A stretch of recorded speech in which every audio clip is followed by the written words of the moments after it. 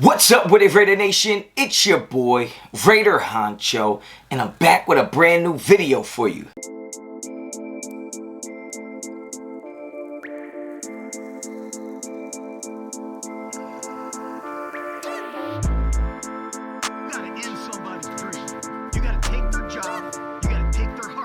Alright, man, let's get right into it, man. You already know the vibes. You already know what type of time I'm on, man. It's super late out here on the East Coast. Well, it ain't that late. It's like 11 p.m. out here. But I just want to do a quick video. But if you're not a subscriber, please subscribe to the channel. If you don't follow me on Instagram and Twitter, please consider following me on Instagram and Twitter. Both are at Raider Honcho.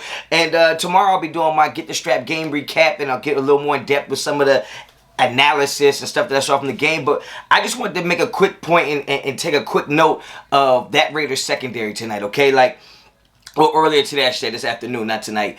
But I'm just sitting back, I'm watching the Chiefs game, watching Baltimore, and I'm just watching everybody throwing the ball all over the field, and it just reminded me of how under control and how well our secondary has played in the first two games of the season. And during this game with the Steelers, you know that Max Crosby was getting pressure. We know Hankins was balling. We know that Iron Solomon Thomas was getting some looks in there. We know the linebackers played well, but I think it's very easily to go unnoticed that the secondary played extremely well today. Yes, we know that Casey Hayward had 2 pass deflections. Each one of those could have been interceptions. We know that Trayvon Mullen actually did get an interception. We know Arnett had a pass breakup. We know he also got beat on the play. We know Trayvon Merrick still feels like he's untested, but it's not that he's untested. It's just that he's in the right place at the right time, that nobody's going to throw the ball over there yet. We haven't found a quarterback that's going to take a shot on Trayvon Merrick because he seems to be in position. And the way he flies up and tries to make tackles,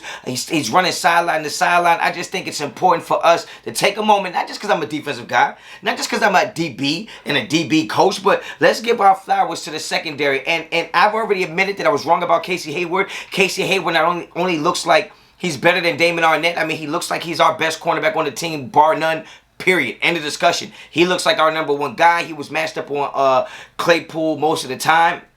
And I thought they did a fantastic job. Not every time Big Ben was getting sacked was it because of the pressure. Sometimes Big Ben was getting sacked because of the coverage downfield. We all know it's called a coverage sack, right? So I just want to make sure we point out, give emphasis, and give those flowers, give credit where credit is due to those young DBs, that defensive backfield. Hobbs is out there balling. Hobbs is one of the most short tacklers we have on this team. Okay, Hobbs is out there balling. Amik Robinson was on the field today. Arnett was in there getting reps.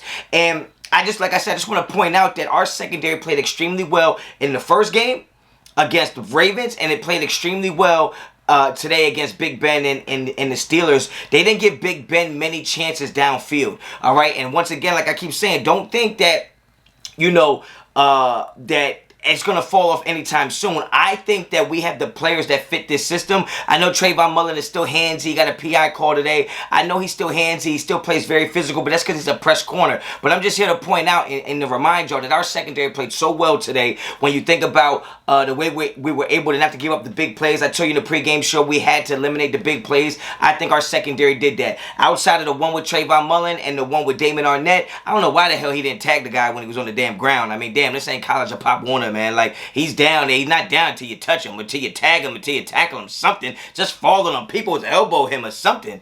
But outside of that, man, I thought our secondary played very well in coverage. I think Gus Bradley is doing a great job at disguising the coverage because Big Ben could not really tell what defense we were in or what coverage we was in based on our alignment. So that tells me that pre-snap, that Gus Bradley is winning the battle when it comes to that secondary and aligning us in disguises and disguising our schemes and our coverages to where our quarterbacks haven't really had that much success downfield on trying to dissect or diagnose what it is we're doing. So before I went to bed, I just wanted to talk about that because I don't think tomorrow I'm going to get to talk about the DBs because obviously the offense really showed out today. And my game recap is going to be predicated around that offense, so stay tuned for that. And yeah, I just want to talk about the DBs real quick because I think they have been the forgotten men in this. When you talk about Derek Carr, Henry Ruggs, Darren Waller, Edwards, Renfro, when you talk about the defensive line, when you talk about those linebackers, let's not forget about that young secondary who every week seems to be playing better and better, and they actually caused a turnover today. So yeah, I'm excited to see what they got going forward, especially against a team like Miami. We should be able to take advantage of them having a quarterback out. So I'm pretty excited what the future holds for this young secondary. So if you like the video, like the video. If you like the content on this channel, please subscribe to the channel. I'm about to take my old rusty dusty ass to bed, but until the next time, Raider Honcho out.